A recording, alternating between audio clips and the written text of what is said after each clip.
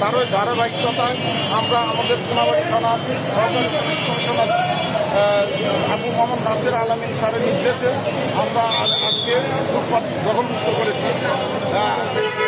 রোজাকে সামনে রেখে এবং পবিত্র ঈদকে সামনে রেখে আমরা নির্বিঘ্নে জনসাধারণ যাতে ফুটপাত দিয়ে নির্বিঘ্নে চলাচল করতে পারে সেই লক্ষ্যে আমরা কাজ করছি। এই অভিযান আমরা অব্যাহত রাখবো ঈদ পর্যন্ত, অন্তত মানুষকে স্বস্তি দিতে চাই। আমার পরে যে প্রত্যেকটা দোকানগুলো উচ্ছেদ করার পরে তাদের বিরুদ্ধে তারা কোনো প্রতিবাদ কোনো কিছু জানাচ্ছে কিনা আপনাদের? ধন্যবাদ।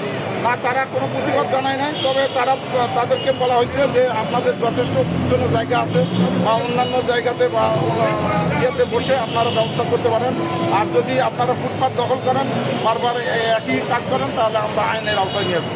আচ্ছা, এই ফুটপাত থেকে একটা বিশাল অংশের চাঁদাবাজি করে আর কি, এখানে চাঁদা নেয়, এ বিষয়ে আপনাদের বিগত 6 মাস হলো আমি এখানে যোগদান করার পর থেকে এই ধরনের কোনো তথ্য আমার কানে আসে নাই।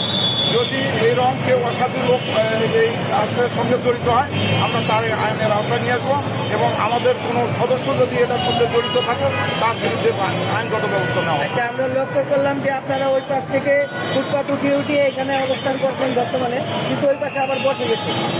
যদি এই যে কিছু অসাধু ব্যবসায়ী এইরকম কাজ করে থাকে, আমরা আগামীকাল থেকে আইনগত ব্যবস্থা নিয়ে তাদেরকে যাতে আট না বসতে পারে সেই লক্ষ্যে আমরা আইনগত ব্যবস্থা নেব।